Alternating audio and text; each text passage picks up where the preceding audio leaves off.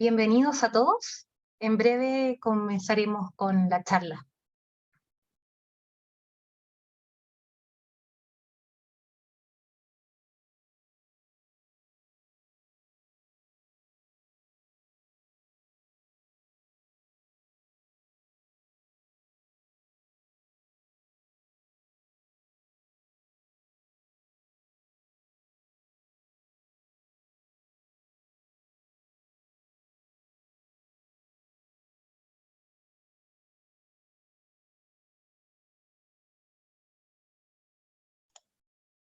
Nuevamente, bienvenidos a todos y en breves minutos comenzaremos la charla. Buenas noches.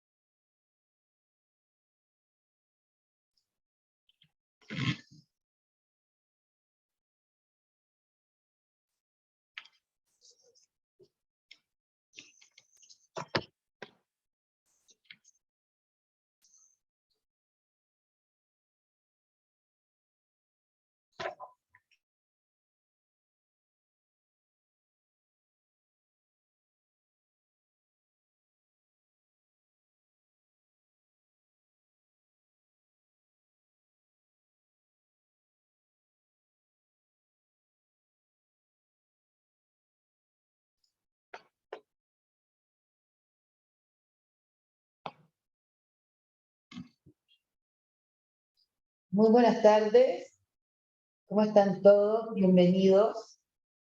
Mi nombre es Macarena Silva y a nombre de la Corporación Cultural de Lo Barnechea y su directora ejecutiva, la señora Alejandra Valder-Racinski, les damos una cordial bienvenida.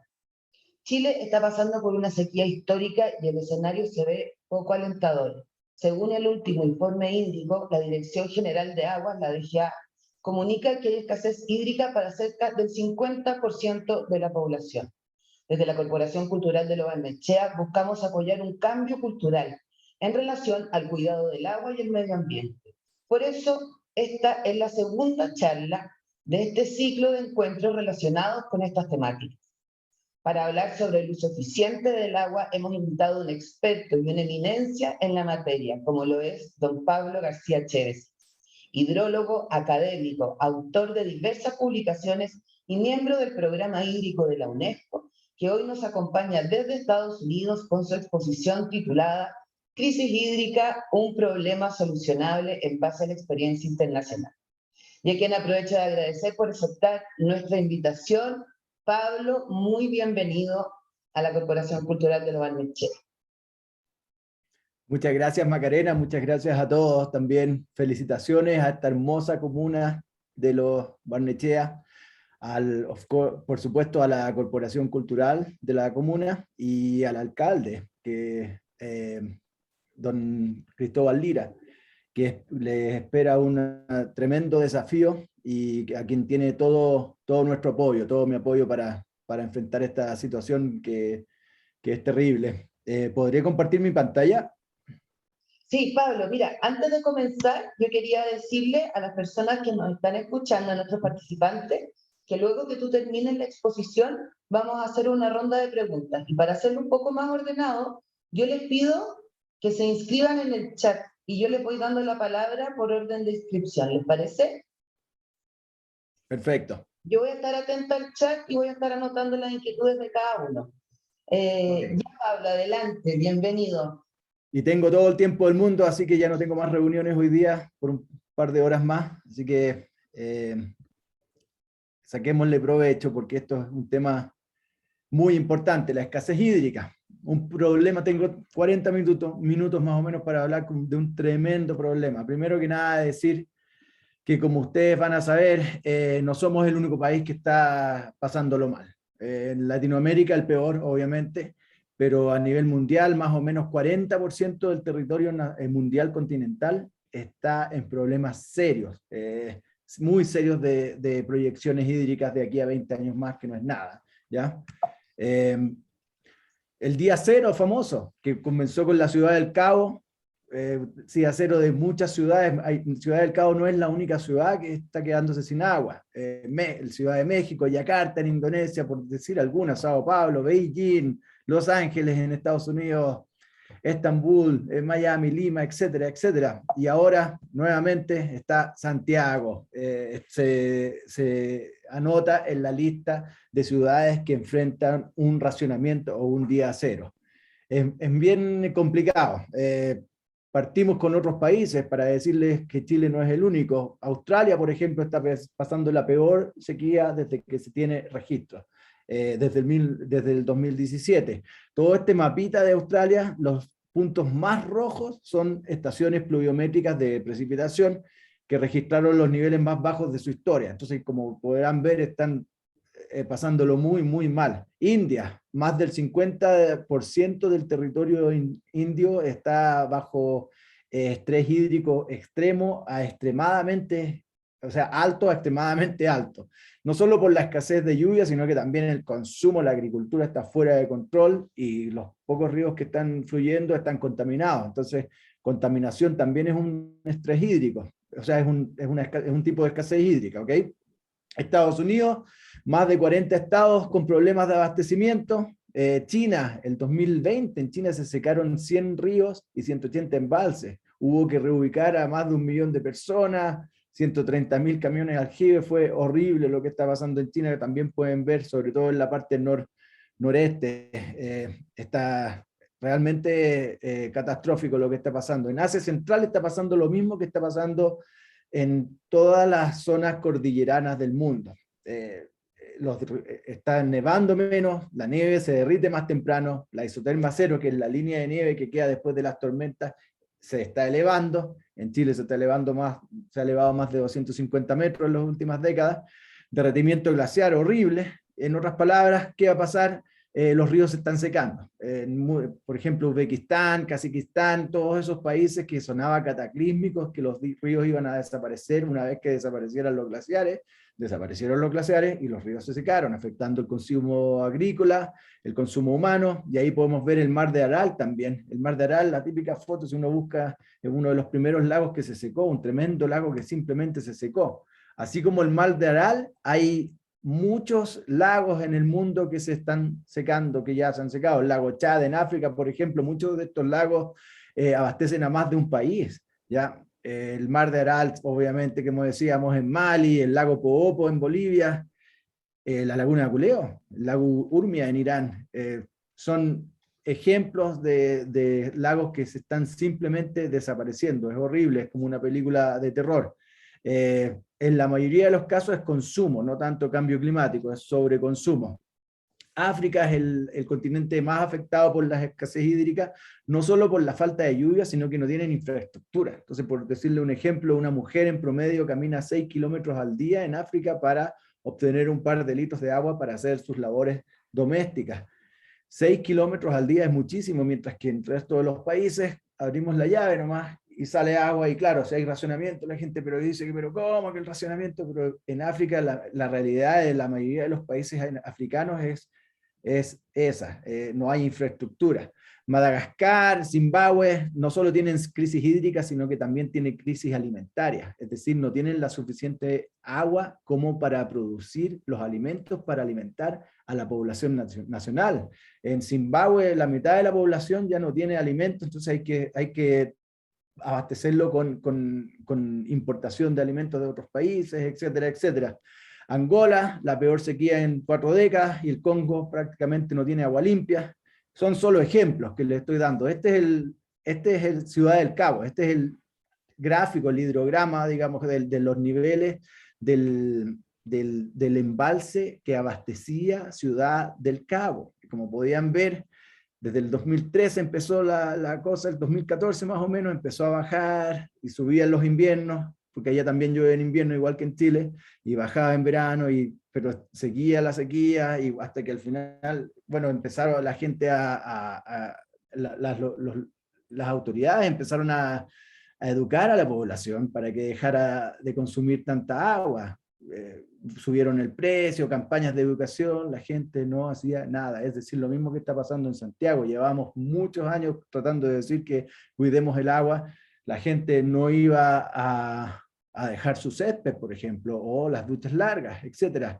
Y al final los hidráulicos de la ciudad dijeron, bueno, ¿saben qué más? Si seguimos así, esta fecha vamos a tener el famoso día cero. Llegó el día cero, y ahí es cuando tuvieron que tomar medidas drásticas, y esto es lo que en hidrología se denomina una adaptación a la fuerza, porque se trató a la buena, la gente no lo logró, y se puso un medidor que al principio era 20 litros diarios, es decir, la familia consumía, y si vivían 3 personas en la casa eran 60 litros, a los 60 litros el medidor se cortaba, la llave simplemente se cortaba hasta el día siguiente, y ahí la gente recién aprendió el valor del agua a la fuerza. Y uno va a Sudáfrica, y esto es muy típico, se tira la cadena solamente una vez al día, solamente para número 2, por ejemplo.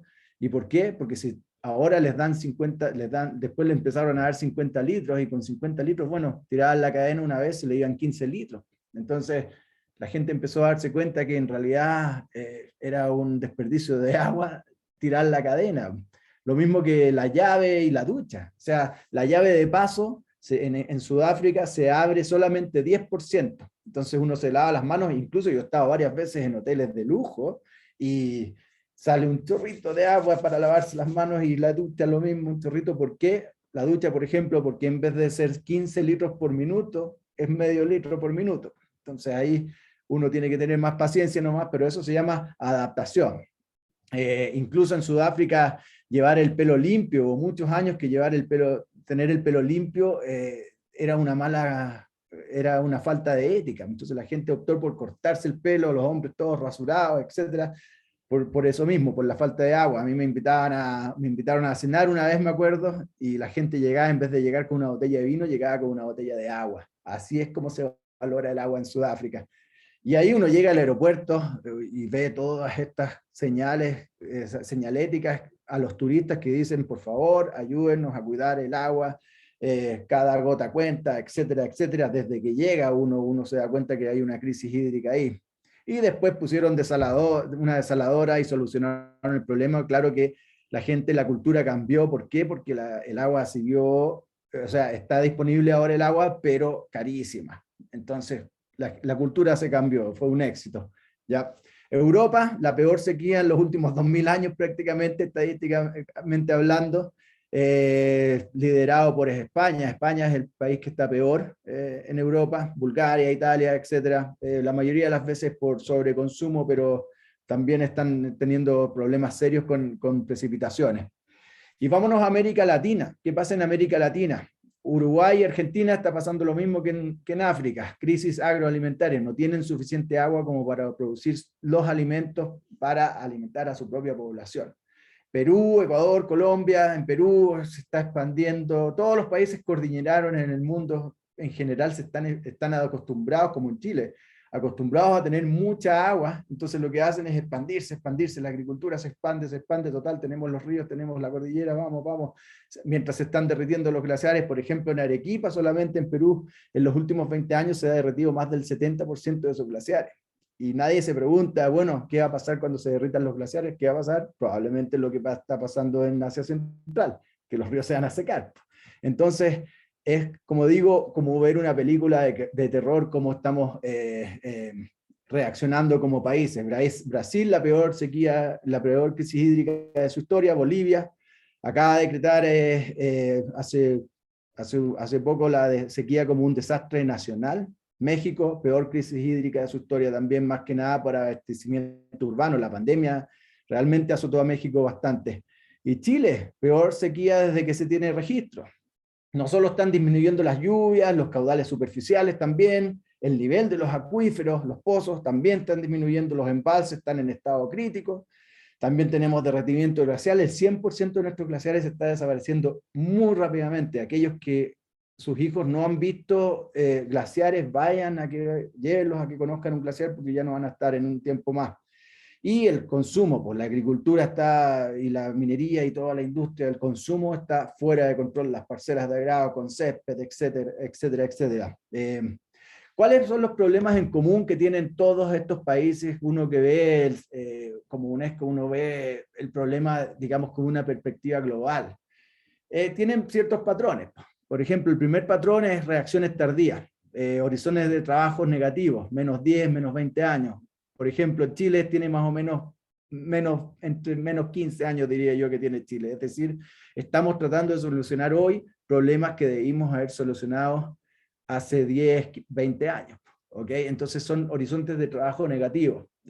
Pésima planificación territorial, incremento descomunado de las demandas, la agricultura por todos lados, frutales sobre todo, en todos estos países, la minería, urbanización en todas partes, parcelas de agrado, etcétera.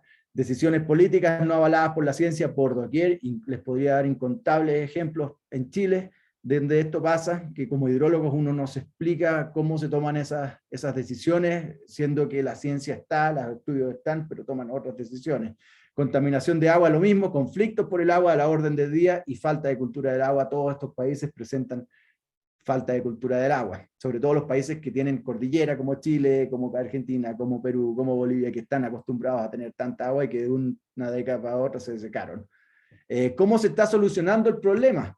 Bueno, a nivel mundial, ¿cómo se está solucionando el problema? Hay ciertos patrones también. Horizonte de trabajo positivo, pues eso es escuchar a la ciencia. Eso es, bueno, si es que a mí me hubiesen dicho, por ejemplo, hace 10 años, oye, vamos a poner 300 hectáreas de guindos en Aculeo, vamos a desviar los afluentes, y eso es todo. Yo hubiese dicho no, yo hubiese dicho veamos qué se viene el cambio climático, se viene cómo está el balance de las cuencas, solucionemos las cosas ahora. El mismo razonamiento que se habla de Santiago, en Santiago ya la palabra racionamiento es una señal de una nula gestión hídrica por parte de los gobiernos anteriores. Entonces, es una cosa que tiene que solucionarse aquí los problemas antes de que ocurra.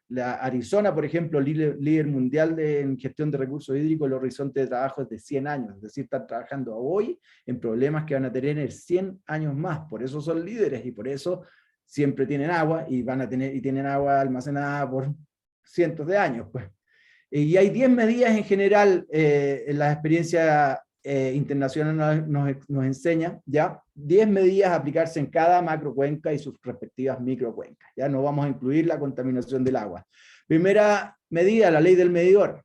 Los países que se están secando y que están solucionando el problema, están aplicando serias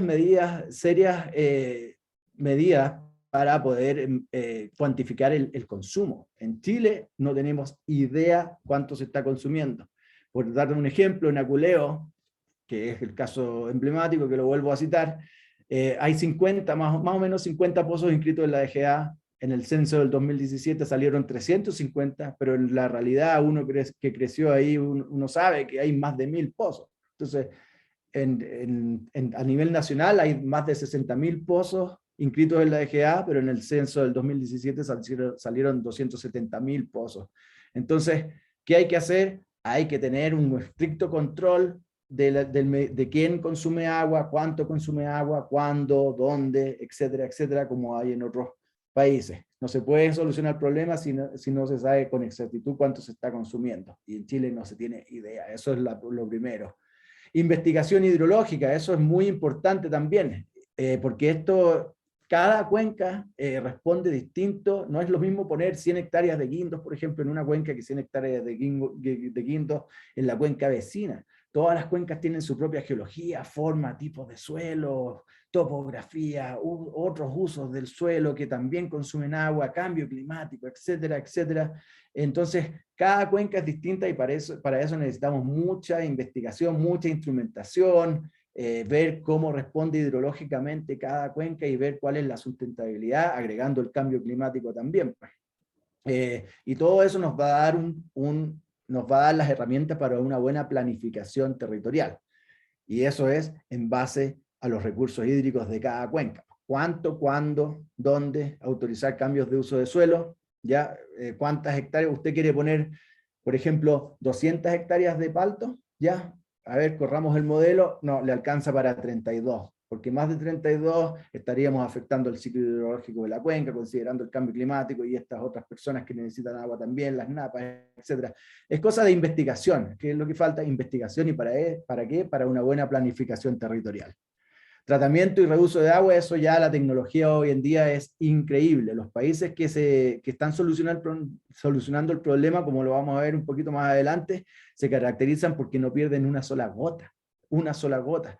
Se debe tratar y reutilizar todas las aguas del alcantarillado, todas las aguas de la minería, todas las aguas industriales, que las aguas grises, etcétera. No se puede perder una sola gota, es un lujo, es un recurso hídrico, ¿ok?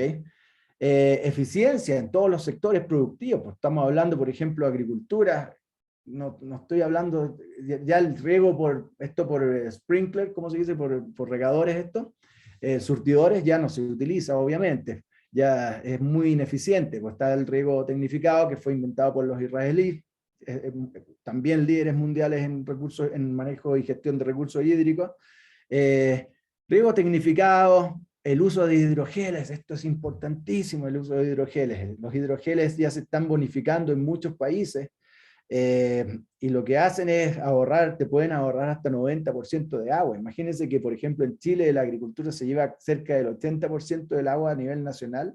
Si utilizásemos hidrogeles, podríamos llegar a 8 o 10%, podríamos solucionar el problema en muchas de las cuencas, problemas de abastecimiento y todo eso. Entonces, hidrogeles es algo que se necesita. Ahora, el riego por tendido, que para muchos agrónomos y otras profesiones es un riego ineficiente, y por supuesto que es ineficiente, pero ¿qué pasa? Que se utiliza mucho en cultivos anuales que consumen muy poquita agua por hectárea, y gran parte de esa agua, los estudios lo demuestran, se infiltra y percola y se devuelve al acuífero. Entonces, como al final no es eficiente, pero no le hace tanto daño a la cuenca, al sistema hidrológico de la cuenca, como lo es, por ejemplo, el cultivo con frutales, con riego con tecnificado, que elimina este efecto de percolación y de reciclaje, y lo que hace es causar un desbalance, como ocurrió en Aculeo, al final. Causar un desbalance hídrico y al final secar las napas, etcétera, etcétera. Entonces hay que tener ojo, hay que tener mucho cuidado con lo que uno hace. Uno trata de ser eficiente, pero lo que hace al final puede causar un daño irreparable en el sistema hidrológico de cada cuenca. Control de evaporación, uno se ahorra otro 50% ahí en el riego. Están estos waterbox, por ejemplo, y un montón de cosas. ¿Cómo se controla la evaporación en la casa mismo? Poniendo hojas, por ejemplo. Ya vamos a ver eso un poquito más adelante. Y también todo proceso industrial tiene que tener un certificado de que están utilizando su agua óptimamente. No se está perdiendo por ningún lado el agua. Hay procesos mineros, por ejemplo, que ya la minería moderna que utiliza un mismo litro de agua más de 20 veces, mientras que otros procesos mineros son muy ineficientes. Pues entonces, la minería, por ejemplo, se está transformando casi en centrales de paso. Están devolviendo el agua limpia al río, la tratan, etcétera, etcétera. Cualquier proceso industrial, cualquier empresa, todos tenemos que tener un cuidado del agua, todos los negocios. Soluciona los conflictos, esto es importantísimo también, los conflictos. ¿Por qué? Porque están creciendo cada año, son más, mientras más comunas en escasez hídrica hay, ahora tenemos más de la mitad de nuestro país, más conflictos por el agua hay, y hay metodologías para solucionar estos conflictos, que nunca fallan. Entonces, o remamos todos para un mismo lado, o sálvese quien pueda, dijo alguien por ahí. Es la unión hace la fuerza, y cuando todos los actores comienzan a echarse la culpa el uno al otro, que tú estás consumiendo el agua, no, tú, no, mejor unámonos y encontremos una solución. Ustedes como comuna, por ejemplo. Contratación de hidrólogos, esto es importantísimo. Chile es el único país en la región de Latinoamérica y el Caribe que no, uno de los pocos países que no ofrece un pregrado en hidrología y recursos hídricos. Están los ingenieros civiles, por ejemplo, convención en recursos hídricos, pero ellos ven más canalización, entubamientos, represas, un poquito de agua subterránea. Aquí estamos hablando de hidrología, que es cómo afecta, cómo es el proceso, el ciclo del proceso hidrológico de cada cuenca desde que llueve, por dónde viaja el agua, subterráneamente, superficialmente, qué pasa si contamino allá, qué pasa si hago un cultivo agrícola por acá, etcétera, etcétera. Aquí todos invitados, todos los apoderados que están aquí presentes, invitados, que me traigo siempre gente a estudiar acá en Estados Unidos, en la Universidad de Arizona, Colorado School of Mines, tenemos literalmente los mejores programas del mundo en hidrología, ya sea de pregrado o de posgrado. Están todos invitados a que me contacten si quieren, los puedo ahí apoyar a que porque Chile necesita hidrólogos con urgencia, y se ve por las decisiones políticas que se han estado haciendo durante las últimas décadas, sobre todo la última década, que es una cosa de que uno espera de que si hay una mega sequía, si que hay una proyección de cambio climático, uno espera que el consumo nacional disminuya o se mantenga o sea más eficiente. Al revés, se ha disparado para arriba. Entonces eso ya es claramente una señal de que no hay ningún conocimiento de hidrología. Y algo está pasando con un eco. Escucho un eco yo. Ahí sí. Ya, gracias. ¿Qué más tenemos? Educación para el cuidado de agua. Pues esto es fundamental. No solo las escuelas, porque siempre este es un libro que publicamos hace poco, no solo las escuelas, no solo hay que educar a los niños. Ya a los niños sí se puede educar, perfecto. Las futuras generaciones van a ser cuidados del agua, ¿cierto? Pero no, las universidades... Voy a ponerlo en mute aquí, porque no escucho nada, ya. Las agencias estatales, el sector privado, por ejemplo, cada casa, los adultos, todos esto tiene que ser un esfuerzo nacional. La típica pregunta que me hacen en la prensa, por ejemplo, es, bueno, ¿por qué vamos a tener que disminuir el consumo de mi césped cuando la agricultura se lleva el 80% del agua nacional? Claro, son sistemas hidrológicos distintos. Si la agricultura de Rancagua se hace más eficiente, igual vamos a tener el problema de Santiago. Entonces esto tiene que ser un esfuerzo nacional. Tenemos que entender que ya de ahora en adelante somos un país seco. Ya no es que nos estemos secando, ya nos secamos. Estamos viviendo por nuestras reservas, nuestros glaciares que se están derritiendo. Ya después de eso, ya, hasta ahí nomás llegamos. Y un país sin agua no funciona. Entonces todos tenemos que cambiar la cultura del agua. Incentivos para financiamiento. Esto aparte de las comunas, ya incentivos para que la gente tenga captación de agua lluvia, techos y en calles, por ejemplo, para transformar el jardín inglés ya a jardín xerófito. El jardín inglés es el jardín con césped, que puede consumirte fácilmente 5 o 7 litros por metro cuadrado al día, un buen jardín típico de césped. Si tiene 200, imagínense que fueran 5 litros al día por metro cuadrado. Si tienen 200 metros cuadrados, son 1000 litros diarios. 1000 litros diarios que se dan simplemente por tener césped. Es un lujo que ya no nos podemos dar. y hay una cantidad de jardines, como ustedes ya vieron antes, jardines xerófitos que son hermosos y casi no consumen agua. Obviamente el uso de hidrogeles, que las duchas cortas, etcétera, etcétera. Y también están los condensadores de humedad, porque se está solucionando el problema en muchos lados con camiones aljibes, que son costosos, que contaminan, que son indignos, y lo que se hace ahora, la tendencia mundial, es condensadores de humedad. Estos son solares, son máquinas que te extraen la humedad de la atmósfera y te pueden producir hasta 7.000 litros diarios. Entonces eso está reemplazando al camión aljibe en muchos lugares del mundo, están recién llegando a Chile esto. Importación y almacenamiento de agua en las cuencas que lo necesiten. Esta es la última alternativa. Porque mucha gente dice, ya, desalación, o que no sé qué, carretera hídrica, que no sé qué. No, primero estas otras 9 medidas, una buena planificación territorial, una buena gestión del agua, una buena eficiencia, y ahí recién vemos qué cuencas necesitan importación. Las que necesiten importación, bueno, los embalses ya no son opción, obviamente, para almacenar, porque están todos nuestros embalses secos, pese a que se están construyendo 26 mega embalses. Yo estuviese a cargo, yo paralizaría todos esos proyectos, porque ¿con qué los vamos a llenar una vez que se derritan los glaciares? Y me dedicaría más a otras cosas, como por ejemplo desalación sustentable,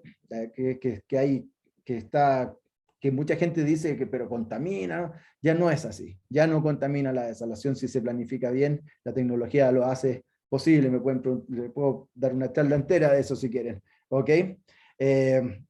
Desprivatización para el caso de Chile no es una urgencia, no es la prioridad absoluta número 1, como mucha gente piensa, porque es un bien que se está acabando, ya, que se está agotando. Es mejor independizarnos del clima, gestionar bien las cuencas, independizarnos de las lluvias, de los ríos, de los acuíferos, y ahí recién empezar a privatizar de a poco. Y también, para el caso de Chile, es agilizar la aprobación de proyectos. No puede ser que un proyecto para solucionar un problema de agua pase 5 años en el Congreso.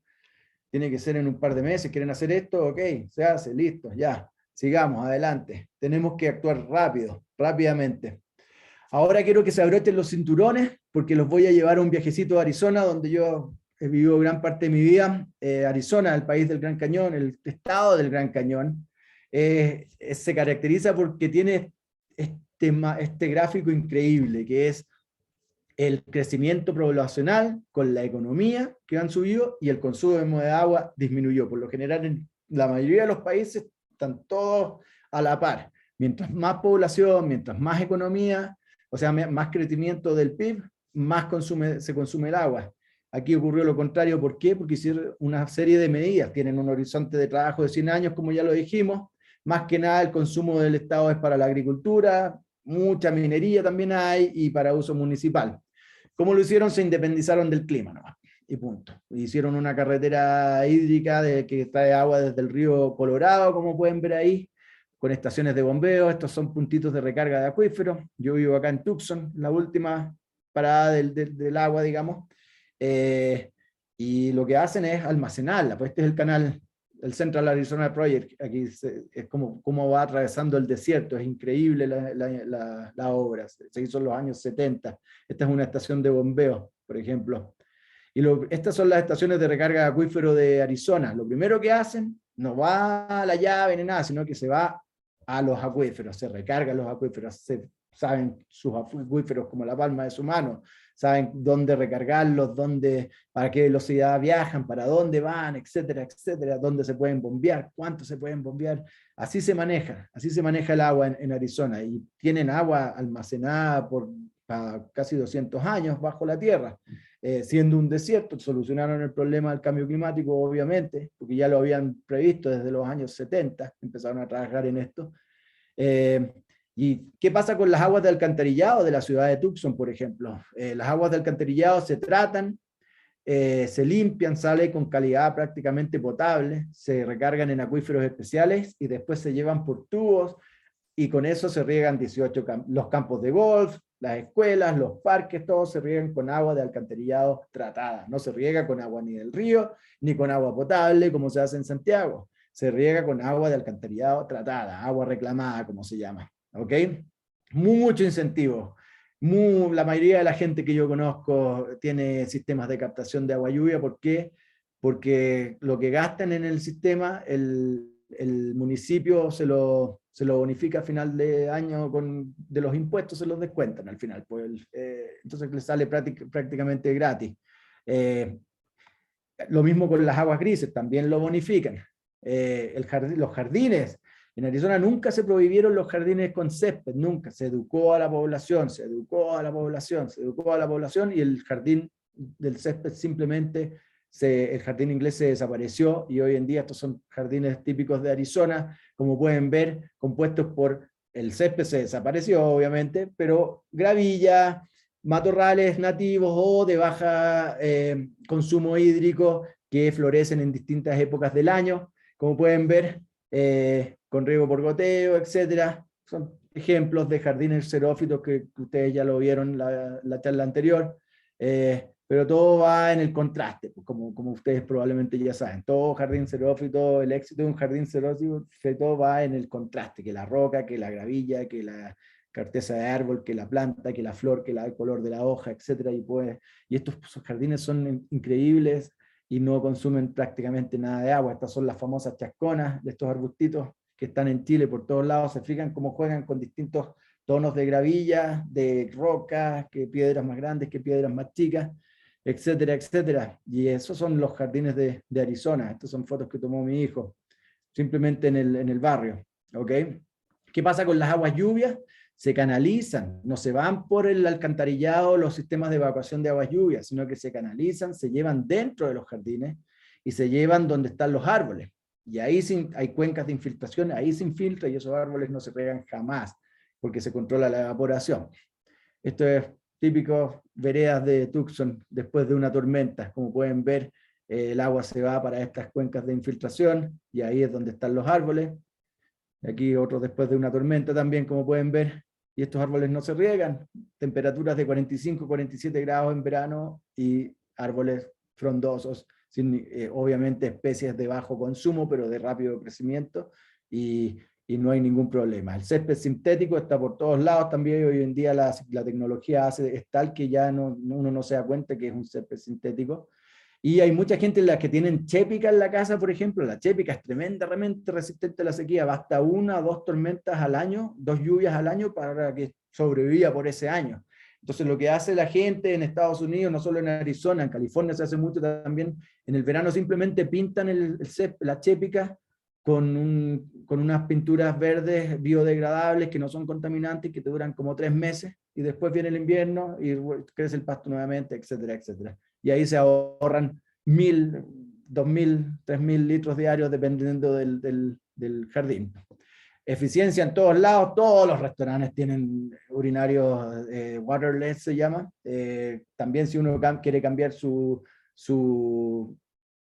digámoslo en Chile, su water, ¿cierto? Su water, si uno quiere cambiarlo a un water eficiente, en vez de 15 litros, que sea 2 litros por lavado, también te lo bonifican.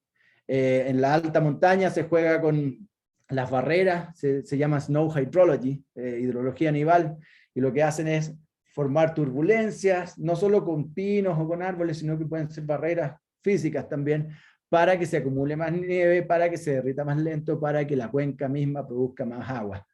Cada cuenca tiene su propio ingeniero de cuencas o su propio hidrólogo prácticamente, ya que se familiariza con sus cuencas. Cada municipio en Chile debería tener un hidrólogo. O sea, yo le digo al señor alcalde, la siguiente posición que tiene que tener la comuna es un hidrólogo. ¿Por qué? Porque ahí el hidrólogo puede familiarizarse con sus cuencas, hacer los modelos y autorizar o rechazar futuros cambios de uso del suelo para que no haya problemas de agua, o ver soluciones, ver el cambio climático, cómo va a estar o qué va a pasar y cómo empezar a solucionar desde ya las cosas. Educación es increíble. Aquí el Manzo School es un ejemplo nomás. Colectan mucha agua lluvia, involucran a los niños en el proceso del cuidado del agua, de las aguas lluvias, y con el agua lluvia producen alimentos, involucran a los niños en la producción de alimentos. Los niños, en vez de ir a jugar en el recreo, lo único que hacen es trabajar en la granja, producir, les enseñan la economía, cuánto se produce por metro cuadrado, etcétera, etcétera, cosechan todo, y tienen gallinas, tienen tilapia también, que tienen un sistema acuapónico, se llama, y los involucran en todo este proceso, y los fines de semana los niños hacen una feria, los apoderados van, compran los productos, que son orgánicos en su mayoría, y con ese dinero ellos hacen paseo cursos y cosas así, pero lo importante es que se hace el cambio cultural. Eso es, educando a los niños llevan la cultura del agua a la casa. A mí me han dicho muchos apoderados, me han dicho, oye, mi hijo me sacó de la ducha ayer, me sacó de la ducha porque dijo que estaba gastando agua, y es verdad, porque educando a los niños llevan la cultura a la casa. Y así Arizona, que desde los años 40, que empezaron a ver en los 70 que ya el consumo estaba incrementando de los acuíferos, porque era agua subterránea y los acuíferos estaban disminuyendo, se independizaron, hicieron agua del río Colorado, el sistema de aguas lluvia, agua reclamada, etcétera, etcétera, y hoy día ya no consumen prácticamente agua del acuífero, y por eso el acuífero sigue subiendo, y por eso están bien preparados para el cambio climático. Eso se llama adaptación como ciudad. Otro caso emblemático, Israel, creado en 1948, lo primero que hicieron, 10 litros por persona al día. O sea, los países que han solucionado esto son países que nunca ha abundado el agua. Le enseñaron a las personas qué hacer con esos 10 litros. 2 litros, 1 litro para beber, después otro litro para lavar, que no sé qué, y esa agua se reciclaba, y al final se iba para la planta, etcétera, etcétera. O sea, no perdían una sola gota. La ley del medidor, obviamente ellos comenzaron con la ley del medidor en 1958, y también el Estado es dueño de administrador del agua desde 1961, y eso cambió todo, no es privado. Y aquí está el mapita famoso de Israel, en donde prácticamente 100% de su agua proviene de la desalación, y 100% de la agricultura se riega con agua tratada de alcantarillado. Ellos, como les digo, crearon el riego tecnificado, son potencia mundial agroalimentaria. Entonces cultivan en el desierto, tratan las aguas, sacan los contaminantes, dejan los nutrientes, porque el desierto es muy infértil, y así van manejándose. Agua de alcantarillado, como decía. Esto me lo dio, yo he estado varias veces en Israel, me lo dio esto el gobierno de Israel.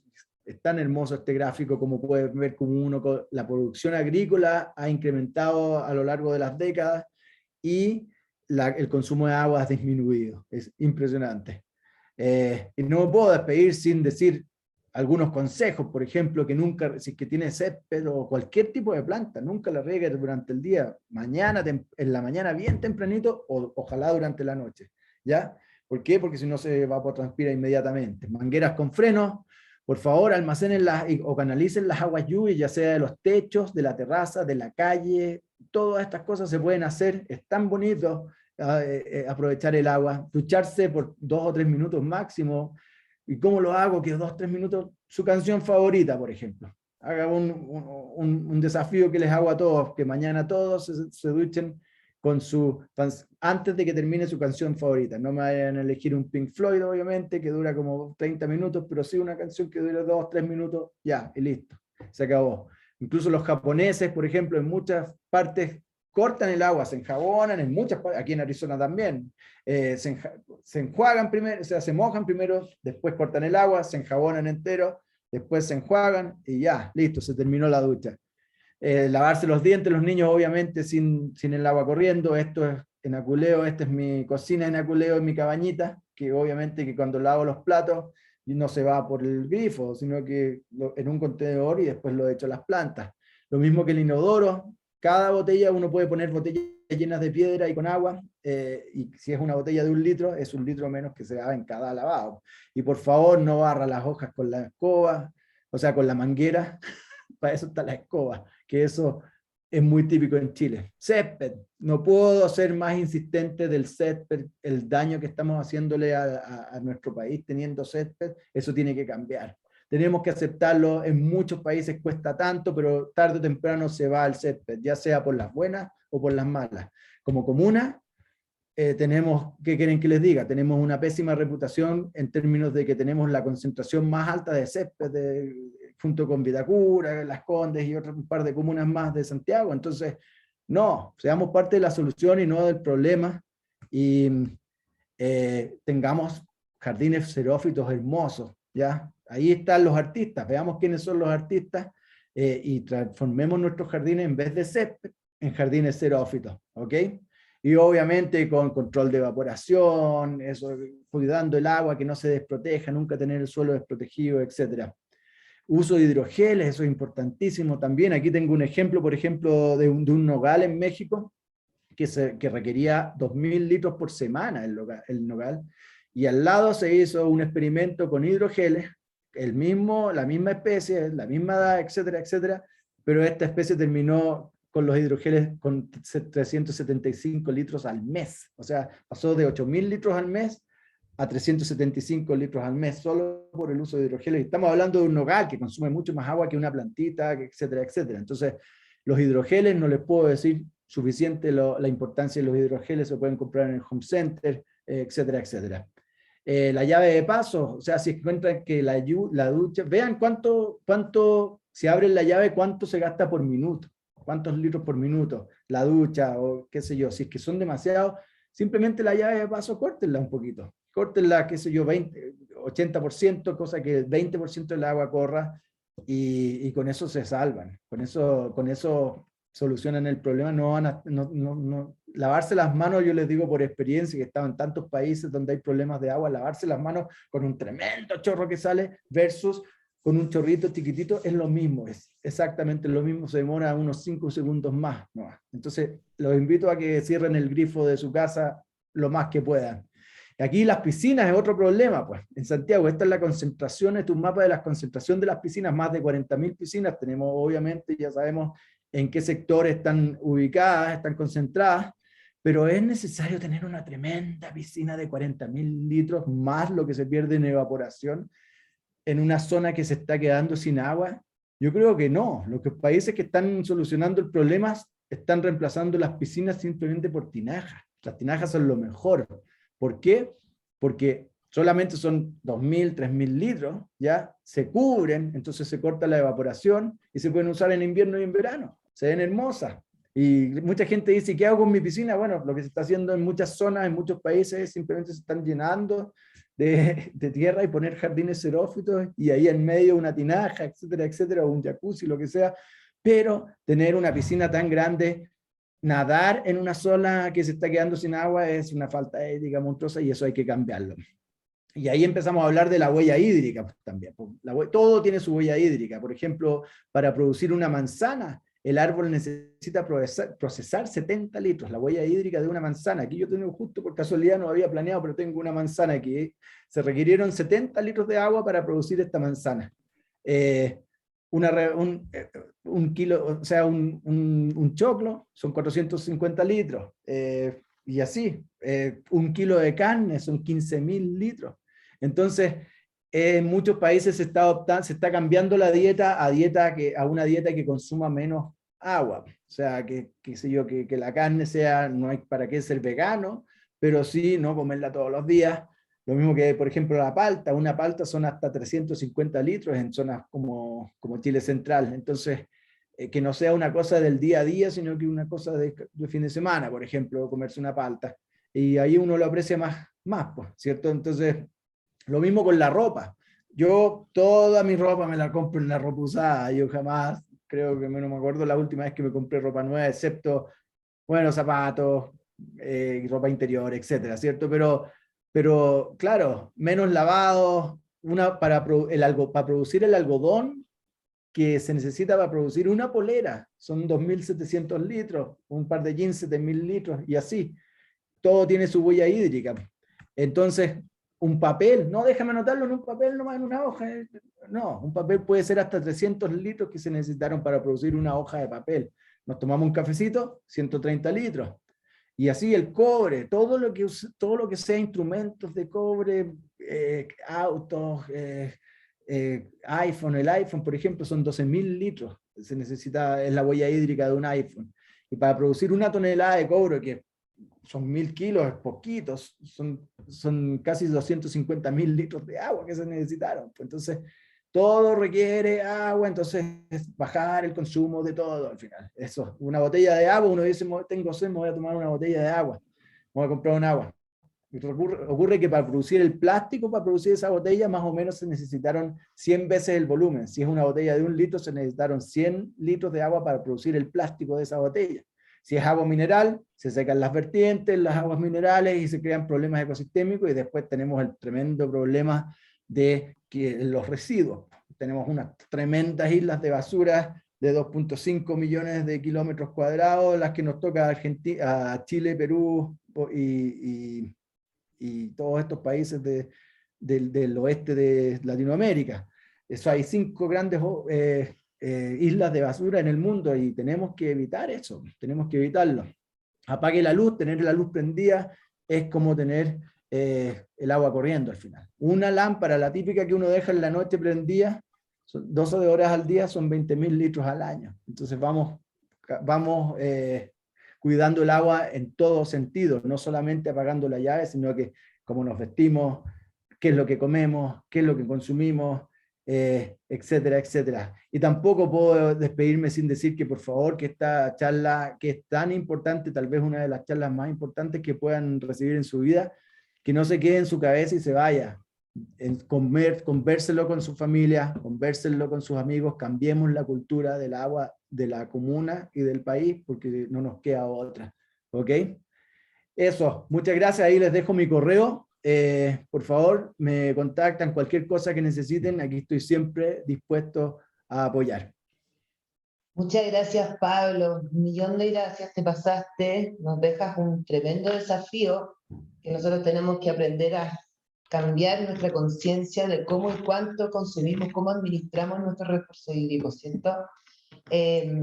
Nosotros vamos a mandar a todas las personas que están inscritas y quienes quieran que les haga llegar la grabación y el contacto de Pablo, me pueden escribir por el chat algún correo y yo me preocupo personalmente de mandarlo. Estas son las personas que no estaban inscritas, que se metieron sin inscribirse. Los que están inscritos les van a llegar automáticamente. Bueno, tenemos un par de preguntas, Pablo. El primero que inscribió es Gregorio Silva. Hola, Gregorio. Capital Express, que tiene una pregunta para ti, Gregorio.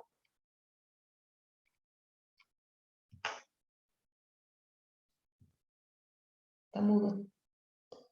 Puedes leerla si quieres o no. ¿La leo yo? Ya no se pudo enchufar, Gregorio, ya.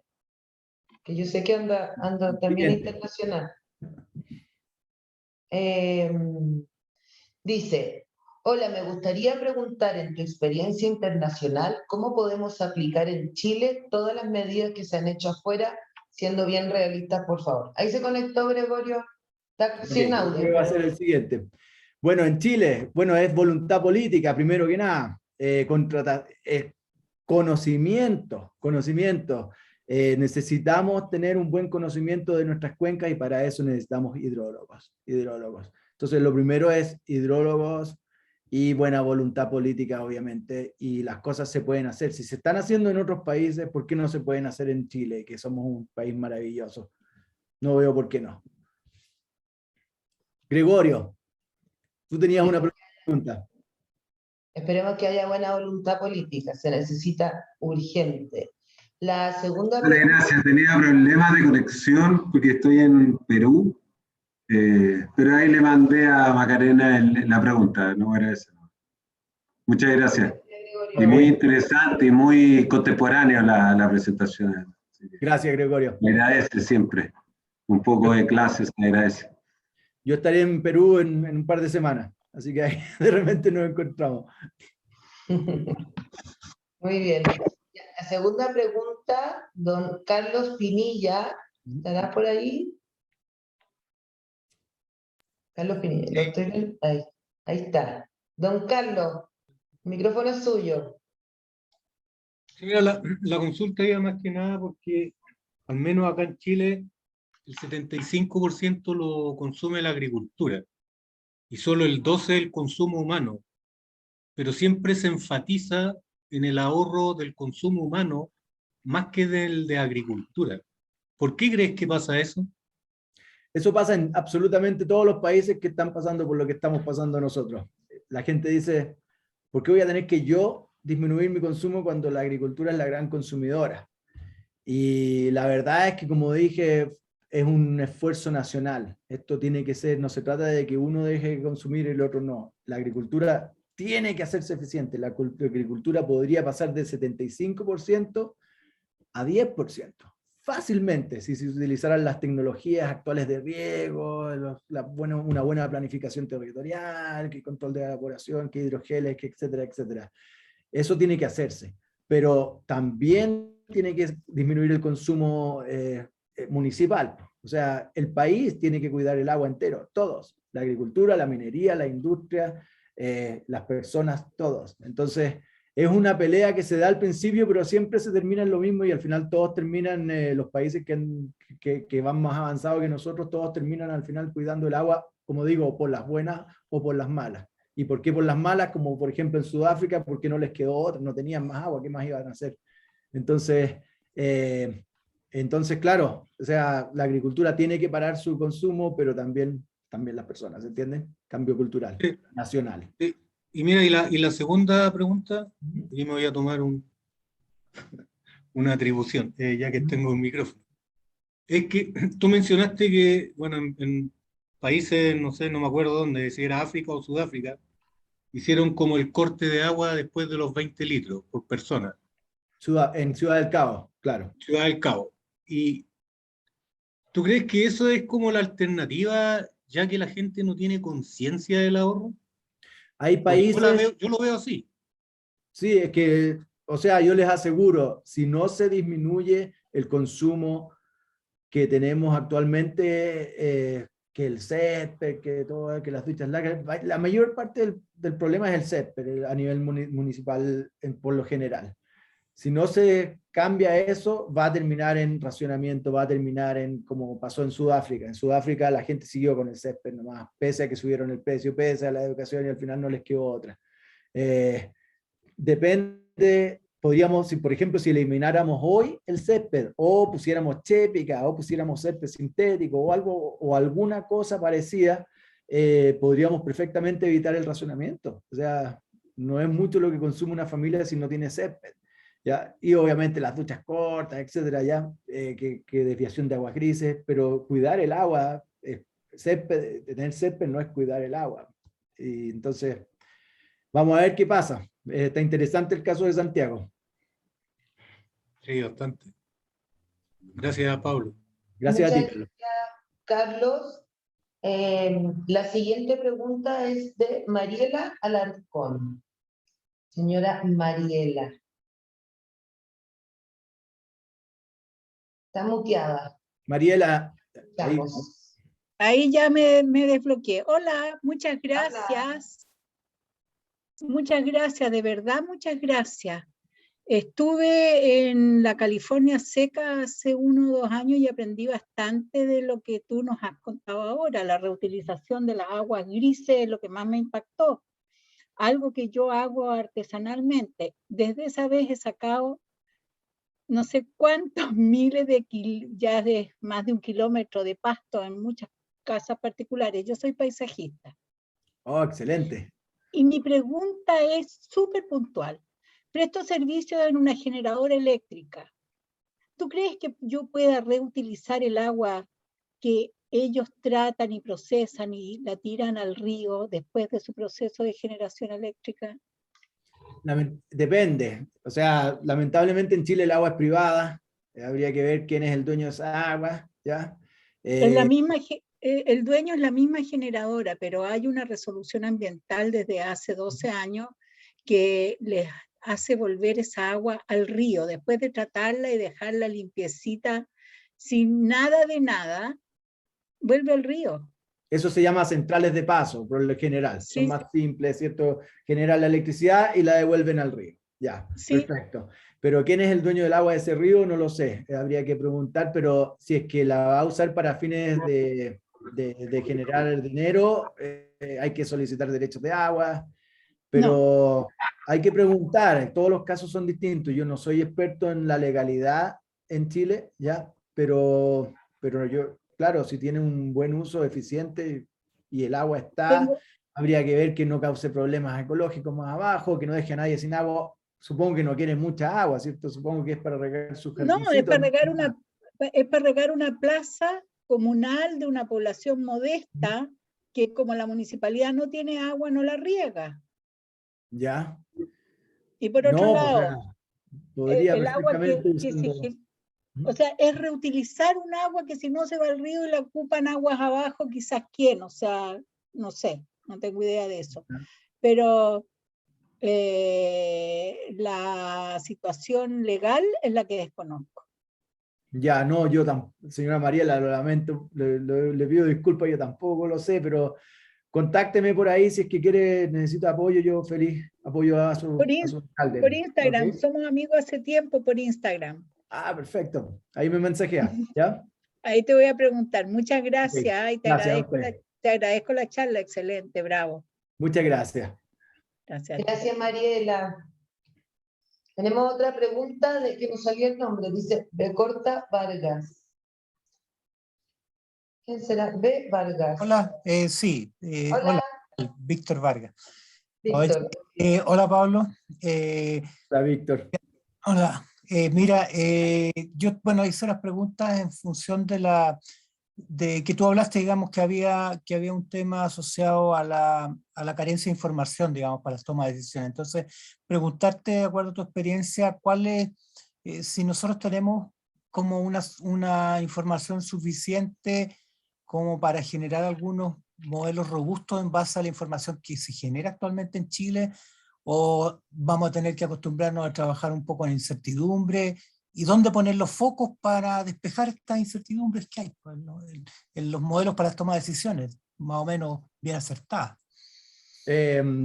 Bueno, lamentablemente falta mucha instrumentación, falta mucha información para construir estos modelos. O sea, este gobierno debería dedicarse a instrumentar todas las cuencas, pero cada río en cada tramo, los acuíferos en distintos lados, las precipitaciones, las tendencias, todo eso. Hay mucha incertidumbre, lamentablemente. Se pueden dar cosas generales, incluso para casos tan específicos y cerrados como Apuleo. Sigo nombrándolo porque es como un caso emblemático, que se pensaba que era el cambio climático que secó la laguna, y en realidad, claro, pues hicimos los estudios con los pocos datos que teníamos, pero logramos demostrar que en realidad era mayormente el consumo, en este caso fue la agricultura, la gran agricultura, que creó la desaparición del lago. Ahora también hicimos otro estudio que acabamos de publicar hace poco, que concluyó que la región de Coquimbo se secó por el consumo, y nada que ver tuvo el cambio climático, consumo agrícola y minero, en este caso fue.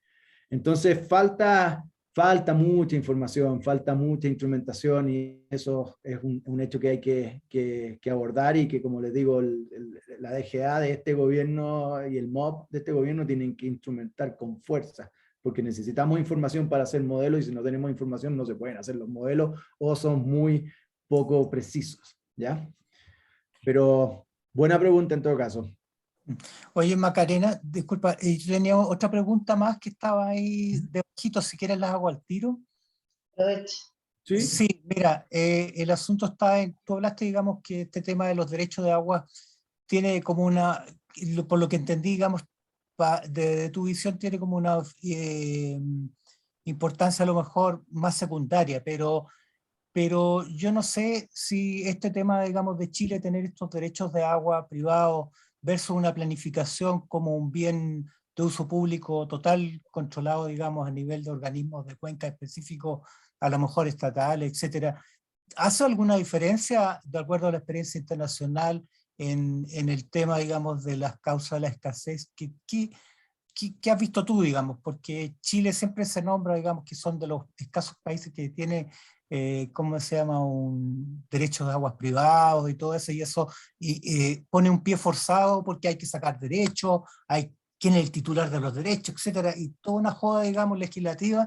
Entonces eso enturbia un poco la solución a lo mejor de proyectos que podrían andar más rápido. Entonces, versus una planificación donde el Estado define como un bien común y dice, bueno, aquí está el rayado cancha, estos son los límites, etcétera, etcétera. Entonces, no sé cómo has visto tú la experiencia internacional respecto a eso, cómo le has ido un poco países que tienen algo de derechos privados también en nuestro lado. Gracias, Víctor. Muy buena pregunta. La verdad es que el modelo de privatización de agua que aplica a Chile prácticamente solamente funciona bien, pero bajo escenarios de abundancia de agua.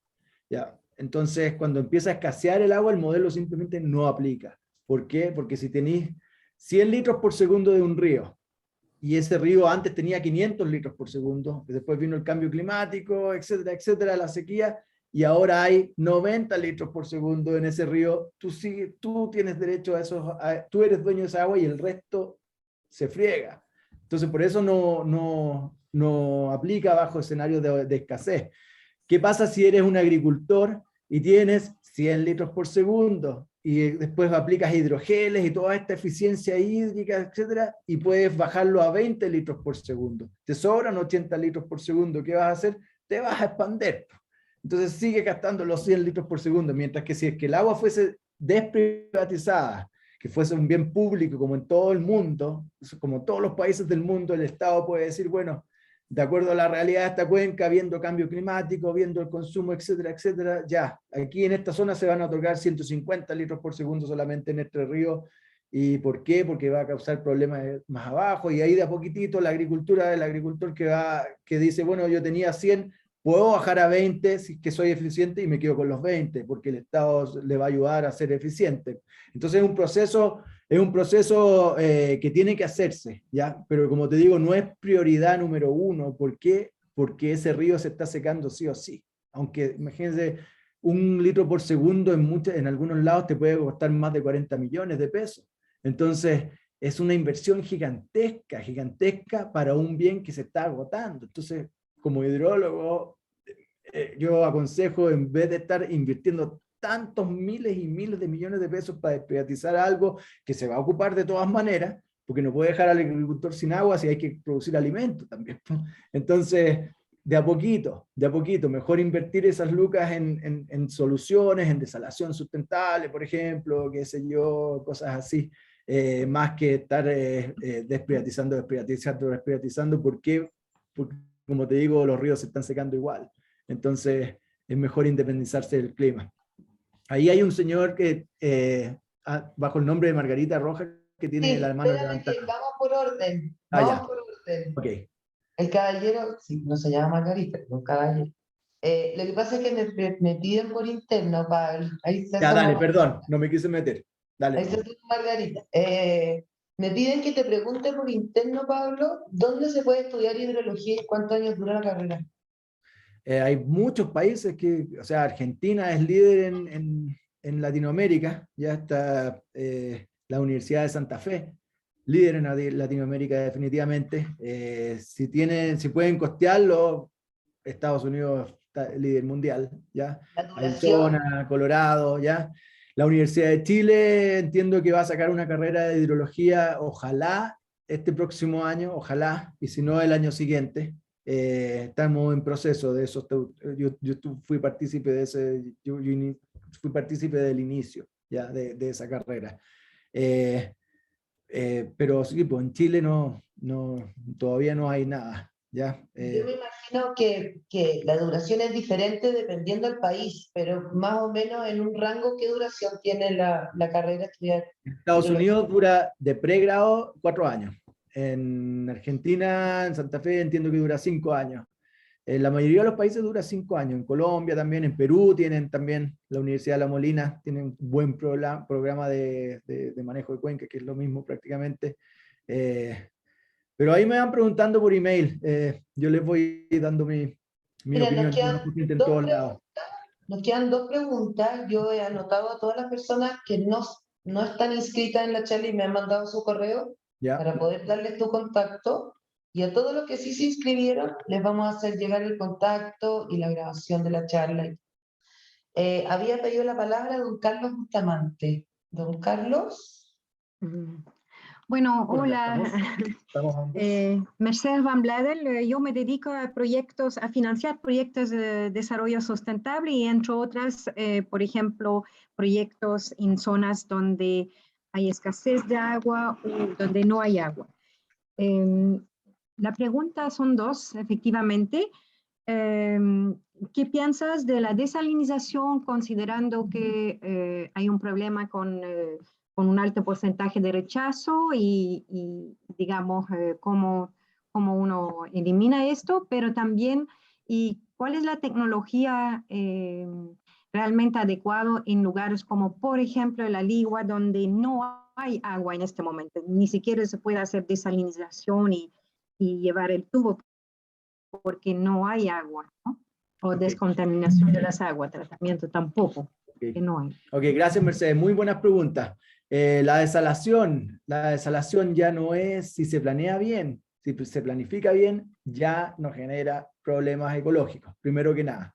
¿Ya? Tenemos la suerte de estar junto a la corriente de Humboldt. Bueno, de partida hay más de 16.000 desaladoras en el mundo. Nosotros tenemos 24, vamos a construir 22 más. O sea, ¿y qué pasa? Que hay 7 millones de metros cúbicos por segundo que se están diluyendo en la Antártica a la corriente de Humboldt, que pasa junto a Chile, y eso significa que la corriente de Humboldt ha estado perdiendo salinidad desde los años 50 y ha estado teniendo esos problemas ecológicos atroces en la corriente. Entonces la corriente de Humboldt necesita sal realmente. El truco está en no arrojar la sal muera o la sal directamente en la costa, como se está haciendo en Chile, porque eso es lo que produce todos los daños ecológicos, porque la sal, el agua con sal es más densa que el agua sin sal, que el agua con menos sal, entonces se va para abajo y daña todo el fondo marino. Kilómetros adentro, va a costar más caro, pero es la única forma de hacerlo directamente en la corriente de Humboldt. Los estudios todos lo comprueban ya. Hay charlas que están en YouTube que yo hablo de este tema, ¿ya? Eso es por una cosa. Por otro lado, ya no se trata de poner una tremenda desaladora en la costa que se demora como 10 años en construirse, etcétera, y desalar para, sino que lo que se está haciendo ahora, se bombea agua de mar en tubos especiales, esos tubos se van bifurcando por distintas cuencas y recién ahí se instala una pequeña desaladora solar sustentable que puede abastecer de agua a 50.000 personas, como se está haciendo en Kenia, por ejemplo, en muchos otros lados. Ya, entonces la tecnología ya es tal que es mucho más barato, mucho más eficiente y no contamina. Ahora están saliendo ahora los domos famosos, que es como cientos de espejos que se apuntan el sol y direccionan el sol a un domo, a una cúpula, que se calienta a 3.000 grados Celsius, evapora toda el agua de mar y saca agua limpia, y ahí eso no requiere que la sal se devuelva al mar. Entonces eso es súper bueno, está funcionando bastante bien. El problema es que cada 27 litros de agua sale 1 kilo de sal. Entonces, ¿qué hacer con tanta sal? Ese es otro problema. Entonces ya hay soluciones. Por ejemplo, cada 60.000 litros de sal sale 1 kilo de sal, sale 1 kilo de litio, por ejemplo, y el litio es caro. Y también materiales de construcción, estructuras de retención, se está trabajando. Esa es otra opción. Ahora, para la Ligua especialmente, que están con camiones, toda zona que tenga camiones aljibe, ya el camión aljibe está obsoleto en otros países. Se están reemplazando por máquinas condensadoras de agua, de humedad atmosférica. Estas máquinas que mostré, que son solares, que son baratas, y que te pueden proporcionar cientos de litros al día simplemente extrayendo la humedad de la atmósfera. Eso es lo que hay que hacer. Como municipio, eso, en la Ligua, por ejemplo, eso es lo que tiene que hacer el alcalde, creo, o el gobernador, creo que es Rodrigo Mundaca, ¿cierto? Tiene que sí o sí invertir fuertemente, yo estuviese a cargo, yo paralizo los camiones de aljibe y me pongo a comprar máquinas condensadoras, y cada familia tendría que tener una máquina condensadora de humedad, y ahí se asegura el agua para siempre para esa familia, sin necesidad de esperar el camión, que va a venir, que no va a venir, etcétera, etcétera. ¿Ok? Si quieres saber más al respecto, contáctame nomás. Sí, necesito tener referencias de las tecnologías porque las puedo aplicar en mis proyectos y hacerlo financiar. Todo mi apoyo. Blue Bonds, también con Blue Bonds. Ok. Los bonos azules, ¿verdad? Muchas gracias. Gracias. Ahora le vamos a dar la palabra al caballero que está bajo el nombre de Margarita Rojas, que está con la mano levantada. Esa es la última pregunta que tenemos hoy. Sí. Gracias. Hola, mi nombre es Margarito. No, me llamo Miguel Castillo y soy el esposo de Margarita. Y la verdad también que he estado muy interesado en el tema este de cómo reducir el consumo de agua, por lo menos a nivel habitacional.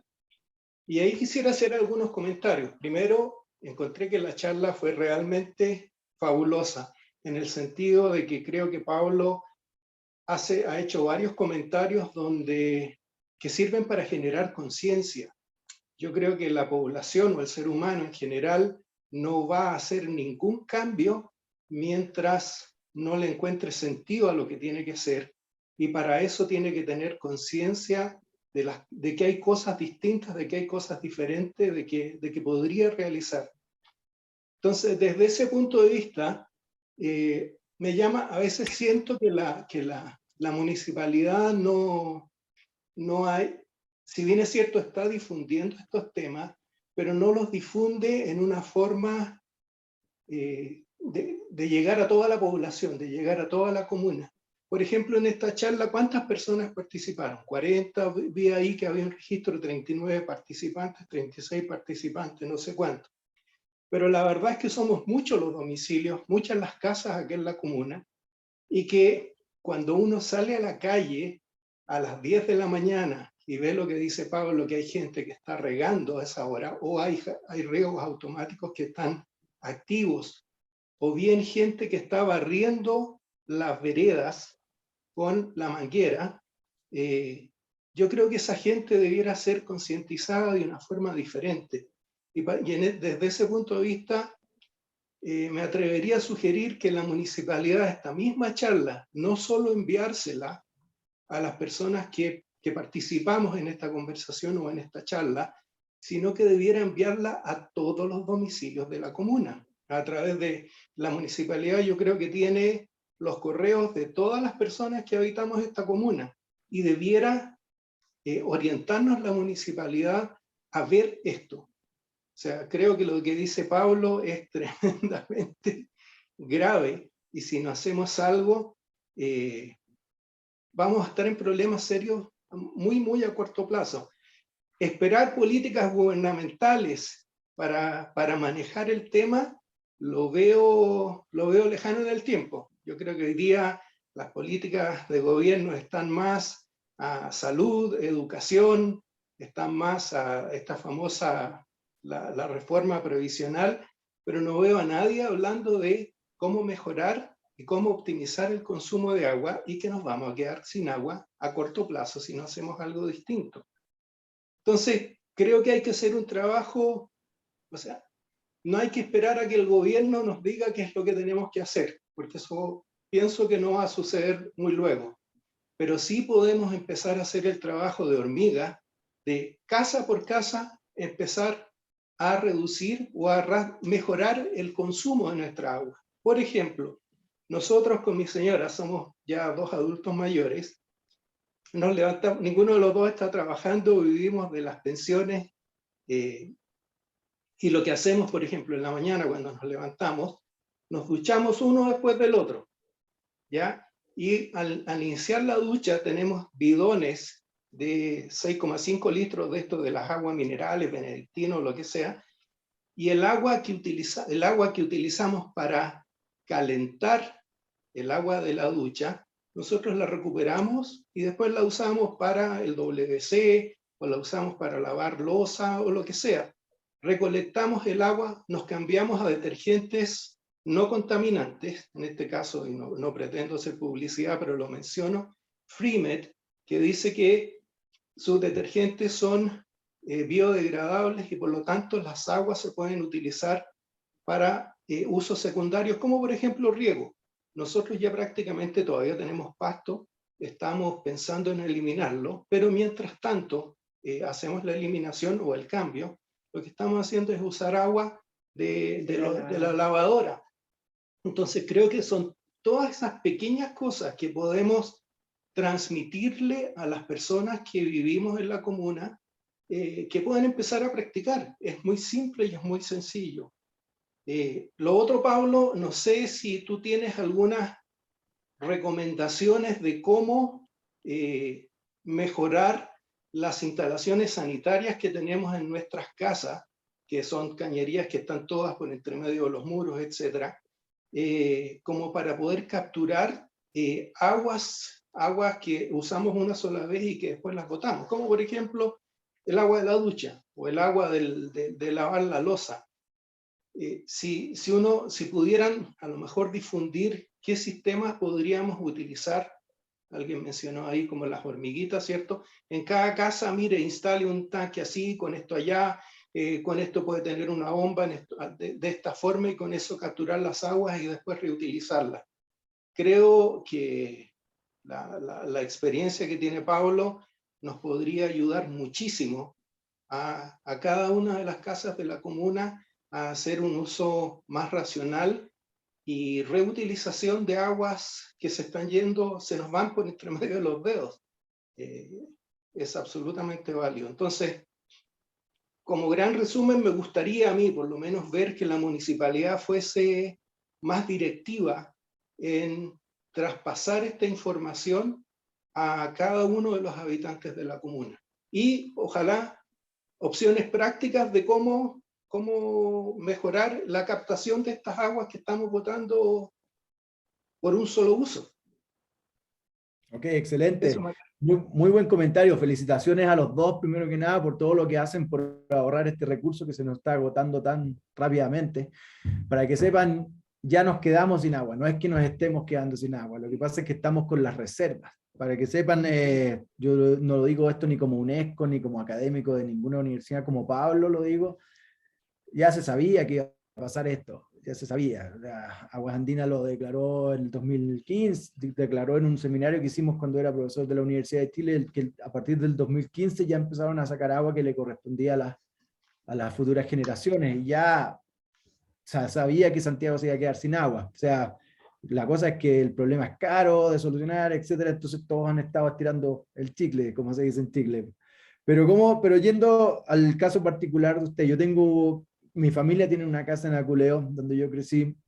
Las casas ahí es más fácil hacerlo, porque las casas son sobre pilote, y ahí uno, claro, pues desvía el agua de la ducha, por ejemplo, uno desvía, le pone la manguerita y listo. Y uno se ducha, y uno riega la planta, y al otro día cambia la manguera a otra planta, o arbolito, y uno se ducha de nuevo por un minuto, y así se va regando todas las plantas. Las aguas grises no hay que almacenarlas, porque a las 24 horas empiezan a salir bacterias, y es un problema, ¿ya? Entonces, las aguas grises, por ejemplo, en Arizona, lo que hace el municipio es que bonifica este cambio, esta como conexión hacia afuera, ¿ya? En vez de que se vaya al alcantarillado, se va con una manguerita ancha para afuera.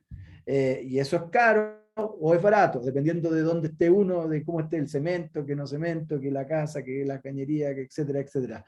La lavadora, ningún problema. De hecho, las plantas les encanta el detergente, tiene potasio, tiene muchos nutrientes.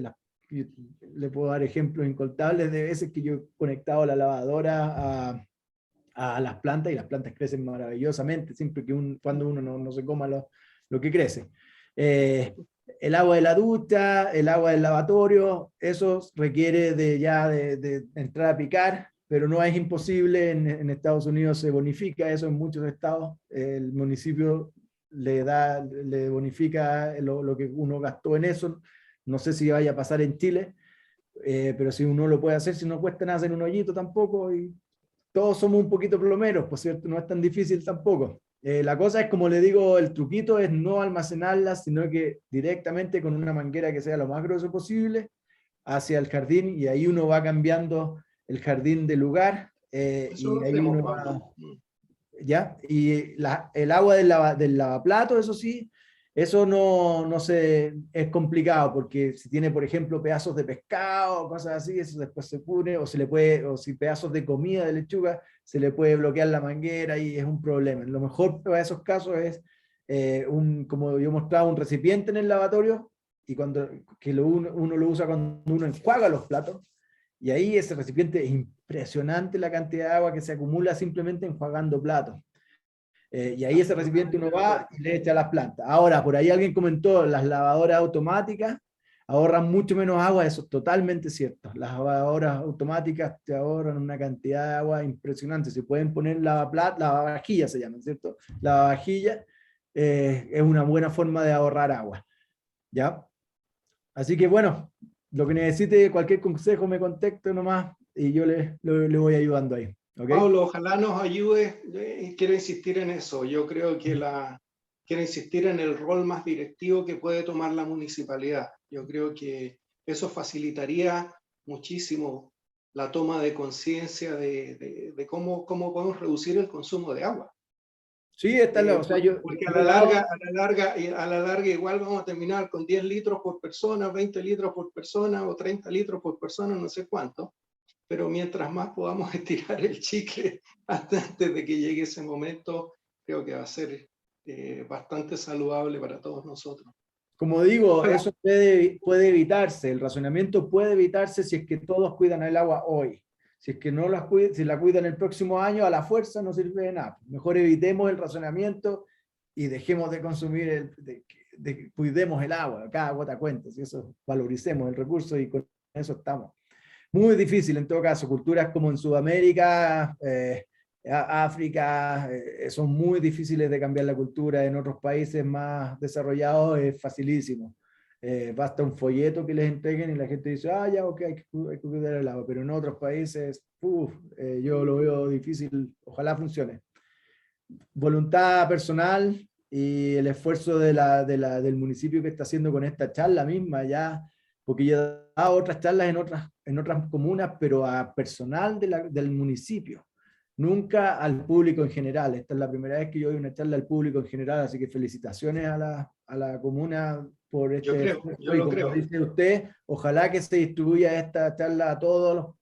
Ojalá que actúe como la municipalidad, actúe como el difusor también de esto. Cuenten con eso, es un compromiso enorme de la municipalidad, tanto de la Corporación Cultural, hacer un llamado a crear conciencia, ayudar a educar, y por ejemplo a llevar a ustedes este ciclo de charlas con diferentes expositores, diferentes temáticas que tienen que ver con la crisis hídrica y todo lo que conlleva. En realidad, en virtud del tiempo, quería agradecerles a todos ustedes que se hayan tomado este tiempo para poder escuchar la maravillosa y en realidad muy buena charla, llena de mucho contenido, muy profunda, de Pablo García Echevesich, tremendo y destacadísimo hidrólogo, que nos dejó una enseñanza enorme. Vamos a seguir manteniendo contacto, Pablo, y bueno, les digo a todos los participantes, a los que se inscribieron, a los que durante la charla me mandaron sus correos, yo les voy a hacer llegar la presentación con la charla, la grabación de la charla y el correo de Pablo, para que se puedan poner en contacto con él y puedan seguir resolviendo todas sus dudas. Y quiero darles gracias y quiero hacerles un llamado a que sigan todas las actividades de la Corporación Cultural. El mes del libro, sobre todo, que ya se está acabando. Ahora empezamos con el mes del patrimonio. Así que queda la invitación abierta para que nos sigan por nuestro sitio web, por nuestras redes sociales. Pablo, te doy la palabra para que te puedas despedir. Un país que cuida su agua es un país que progresa, una comuna que cuida su agua es una comuna que tiene futuro. Sin agua no funcionamos, entonces no hay felicidad, no hay productividad, no hay nada. Entonces cuidemos el agua nomás, no puedo decir más que eso, cuidemos el agua para un mejor futuro para nuestros hijos y todo mi apoyo, ¿ok? Muchas gracias. Te pasaste 1.000.000 de gracias. Que estés muy bien y muchas gracias a todos. Gracias a todos, mucha fuerza. Gracias. Gracias, Pablo. Gracias a ustedes. Chao, chao.